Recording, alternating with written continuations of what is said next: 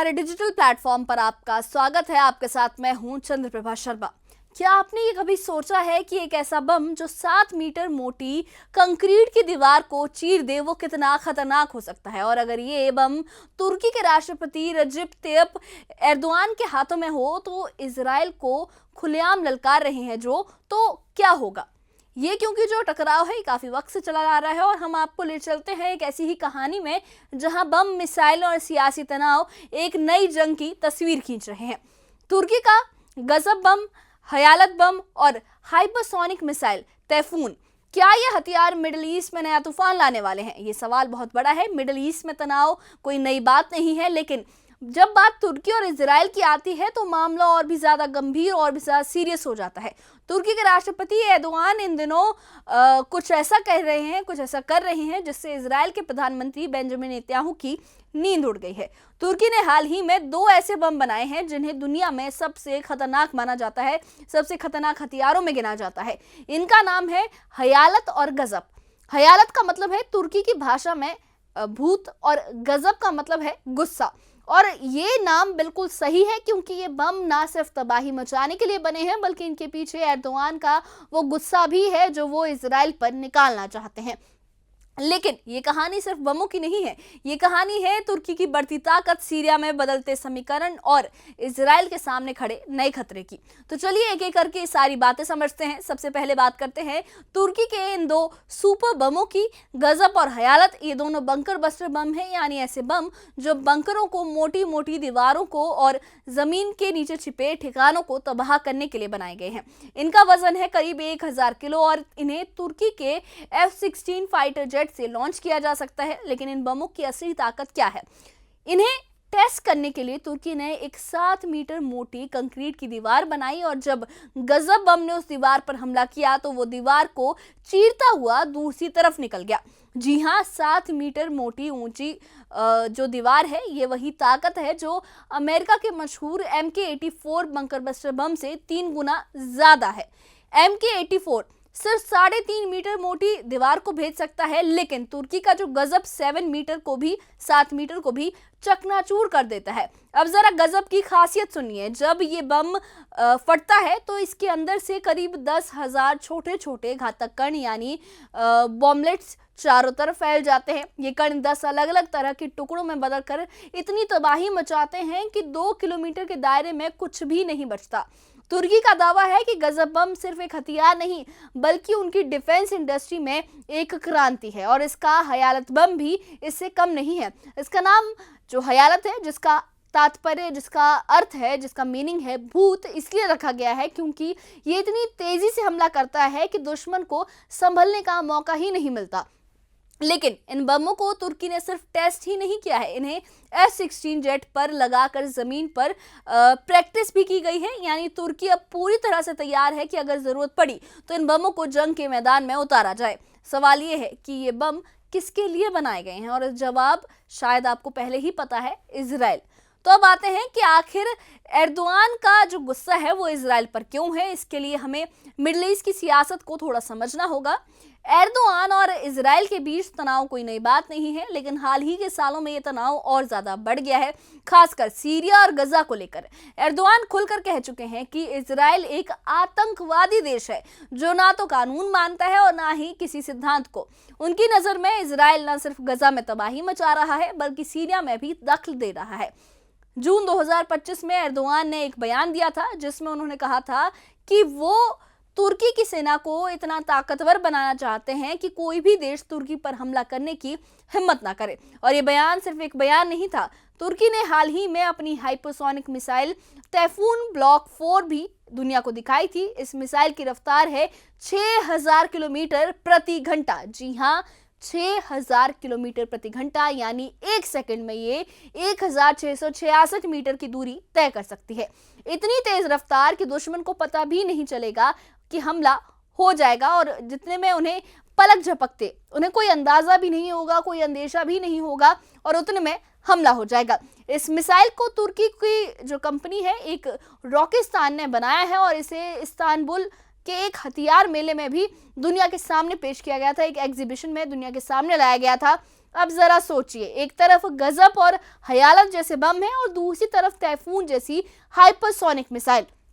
तुर्की ये साफ तौर पर इजराइल को ये दिखाना चाहता है कि अगर जंग हुई तो वो तैयार है, पूरी तरह से तैयार है, और जीत के लिए उसकी जो तैयारी है, उसकी जो बॉम्ब है, उसकी जो सैन्य ताकत है, वो बहुत ज़्यादा तैयार है और बहुत ज़्यादा शक्तिशाली और बहुत ज़्यादा खतरनाक भी है। और यही बात इजराइल के लिए सबसे बड़ी टेंशन बन रही है। नेतन्याहू को यह डर है कि तुर्की की बढ़ती ताकत और एर्दोआन का गुस्सा उनके लिए नया खतरा बन सकता है, खासकर तब जब तुर्की सीरिया में अपनी पकड़ मजबूत कर रहा है। और आपको पता ही है, इस वक्त इजराइल जो है वो कई मोर्चों पर जंग लड़ रहा है, कई मोर्चों से घिरा है।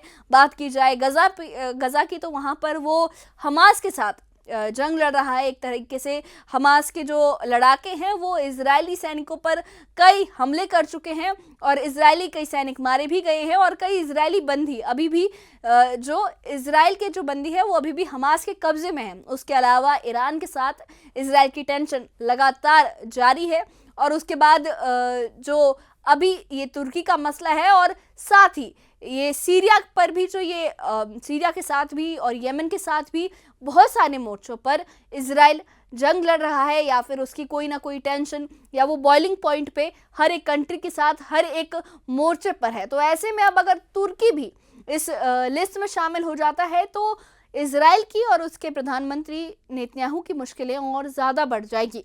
अब बात करते हैं सीरिया की, क्योंकि यहीं से ये सारी कहानी और ज़्यादा पेचीदा हो जाती है। सीरिया में आज अल जुलानी की सरकार है जिसे तुर्की का पूरा समर्थन हासिल है। लेकिन जुलानी कौन है? तो आपको बता दें, ये वो शख्स है जिसने अपने करियर की शुरुआत आईएसआईएस जैसे आतंकी संगठन से की थी। फिर वो अलकायदा का सरगना बना और कई सालों तक जुलानी ने हया तहरीर अल शाम HTS नाम का आतंकी संगठन चलाया और सीरिया की बशर अल असद सरकार से लड़ा। 2024 के अंत में तुर्की, इजराइल और अमेरिका की मदद से जुलानी ने असद सरकार को उखाड़ फेंका। लेकिन मजेदार बात ये थी कि 2017 में अमेरिका ने जुलानी को आतंकवादी घोषित कर दिया था। उसके सिर पर $10 मिलियन यानी करीब 85 करोड़ रुपए का इनाम रखा गया था। अमेरिका ने ट्वीट कर पोस्टर जारी किया था जिसमें लिखा गया था कि जुलानी अल कायदा का बड़ा आतंकवादी है। लेकिन आज वही जुलानी सीरिया पर राज कर रहा है, और तो और अमेरिका के राष्ट्रपति डोनाल्ड ट्रंप ने भी जुलानी की तारीफ भी की है। सीरिया पर लगे तमाम प्रतिबंध भी हटा दिए गए हैं, लेकिन इजराइल को जुलानी की सरकार से परेशानी है। हाल ही में सीरिया की राजधानी दमिश्क में इजराइल ने बमबारी की थी जिसमें जुलानी के कई खास लोग मारे गए।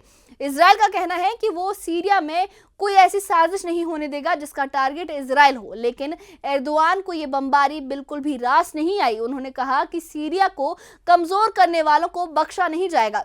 तुर्की के विदेश मंत्री हकन फिदान ने तो ये भी कह दिया है कि तुर्की हमला करने में देरी नहीं करेगा। यानी तुर्की अब इजराइल को सीधे टारगेट पर ले चुका है। अब इजराइल के सामने सिर्फ तुर्की नहीं बल्कि दो बड़े खतरे भी मंडरा रहे हैं, ईरान और यमन। ईरान के सर्वोच्च नेता अली खामनेई ने हाल ही में ये कहा है कि उनकी ताकत पूरी दुनिया ने देखी है। ईरान और इजराइल के बीच पहले भी जंग हो चुकी है। हाल ही में मई में 12 दिन की जंग हुई थी, और अब गजा का मसला भी इसे और भड़का सकता है। गजा में हालात इतने खराब हैं कि ईरान और यमन दोनों का गुस्सा चरम पर है। यमन में लोग सड़कों पर उतरकर इजराइल के खिलाफ युद्ध की मांग कर रहे हैं, और ईरान ने यह साफ कह दिया है कि अगर इजराइल ने छेड़ा तो वो उसे मिटा कर रख देगा। इजराइल इस वक्त कई मोर्चों पर जंग लड़ रहा है, जैसा मैंने आपको पहले भी बताया कि वो कई मोर्चों से घिरा है। गजा में ग्राउंड ऑपरेशन, दक्षिण लेबनान में एयर स्ट्राइक और यमन से मिसाइल हमले। ऐसे में तुर्की का नया गजब बम और टाइफून मिसाइल इजराइल के लिए और भी बड़ा खतरा बन सकते हैं। नेतन्याहू को यह डर है कि अगर तुर्की और ईरान ने हाथ मिला लिया तो इजराइल के लिए मुश्किलें और भी ज्यादा बढ़ जाएंगी। इस बीच अमेरिका इस पूरे मामले में बीच बचाव करने की कोशिश कर रहा है।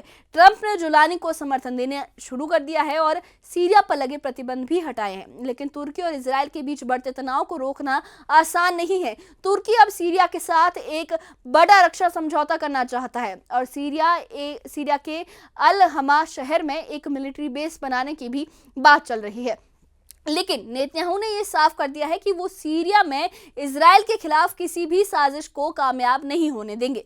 तो ये थी तुर्की और इजराइल के बीच बढ़ते तनाव की कहानी। तुर्की के गजब और हयालत बम, तैफून मिसाइल और एर्दोआन का गुस्सा, ये सब मिलकर मिडल ईस्ट में एक नए तूफान की आहट दे रहे हैं। और दूसरी तरफ इजराइल भी चुप नहीं बैठा है। नेतन्याहू ने ये साफ कह दिया है कि वो अपनी ताकत से हर खतरे का जवाब देंगे। लेकिन सवाल यह है कि क्या तुर्की और इजराइल के बीच जंग होगी? क्या ईरान और यमन भी इस जंग में कूद पड़ेंगे? और क्या अमेरिका इस तनाव को रोक पाएगा? मिडल ईस्ट का ये सियासी खेल बहुत पेचीदा है। तुर्की की बढ़ती ताकत, सीरिया में जुलानी की सरकार और गजा का मसला, ये सब मिलकर एक ऐसी आग को हवा दे रहे हैं जो कभी भी भड़क सकती है। लेकिन एक बात तो साफ है, एर्दोआन का गजब बम और तैफून मिसाइल दुनिया को ये दिखा रहे हैं कि तुर्की अब एक सुपर पावर, खासकर डिफेंस के बारे में अगर बात की जाए, हथियारों की बात की जाए, तो हथियारों के सेक्टर में एक सुपर पावर बनने की राह पर चल पड़ा है।